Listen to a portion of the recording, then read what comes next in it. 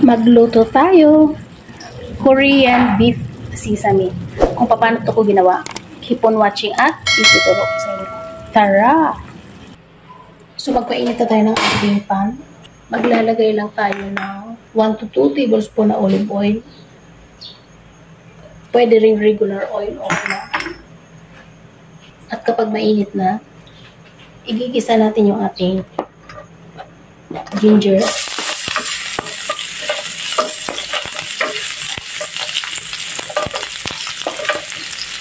Garlic. Pwede rin mauna yung garlic. Depende lang sa inyo kung anong gusto niyo.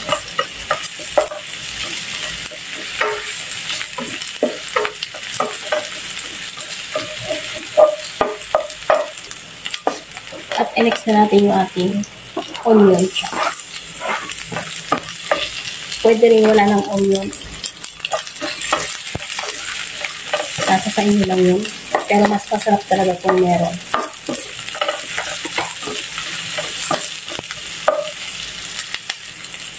Isisin lang natin ang salt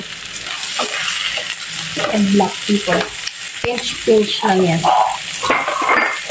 At i-add na natin yung ating beef brisket. So, yung beef brisket ko is nasa 1 kilo. So, depende sa inyo. Dagdagan nyo na lang yung mga ingredients or mas madami kayong lulutuin. So, lulutuin muna natin ito hanggang wala ng blood yung ating beef. Pero ilalagay ko na yung ating 1/3 cup na brown sugar.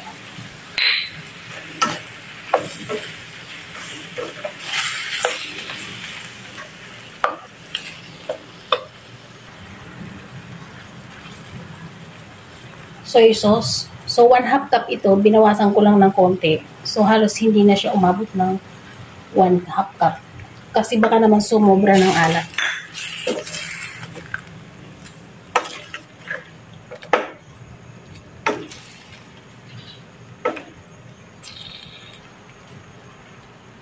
Tatlong pirasong star anise.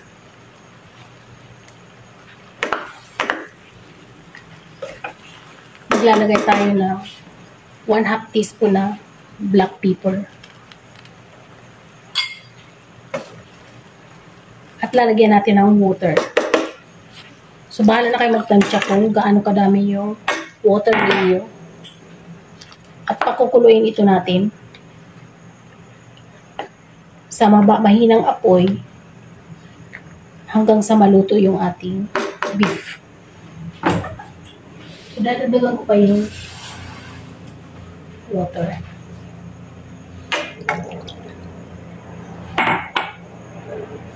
At pagkulo nito guys, pahihinaan yung apoy at magbabalik tayo after yung meat ay naging tender na. So ito na i-check na natin. Tinignan ko na ito kanina. At mukhang okay na nga siya. Itikman lang natin yung lasa. So, lasa niya, okay na nga.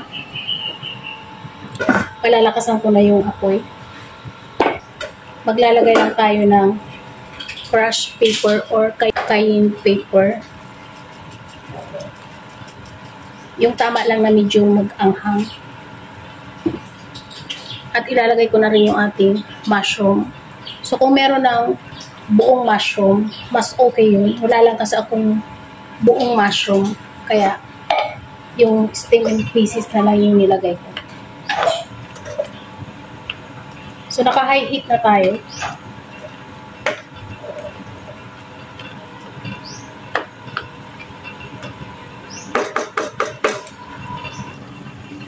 At tatanggalin na rin natin yung ating star anise.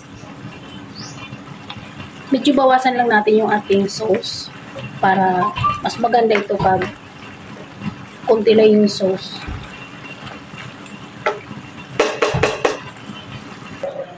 So, ito na, ito-try na. Check na natin. At mukhang okay na. Sakto na po. Okay na to ganito. Maglalagay na ako ng So, i-lower ulit natin yung ating heat. Maglalagay na tayo ng sesame seeds.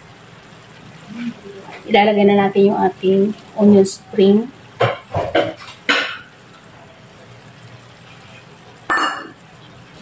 Hahaluin na natin.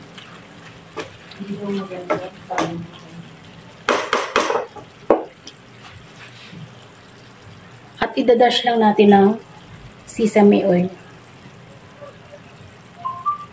At ito na, meron na tayo ng Korean beef sesame. So, ayan guys, bago tayo magtapos, kung ikaw ay bago sa aking channel, please subscribe, paki-ring the bell para every time na nag-upload ako ay manonotify ka.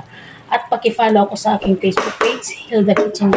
Maraming salamat sa inyong panonood at sana'y magkita-kita pa tayo sa aking mga next video. Bye!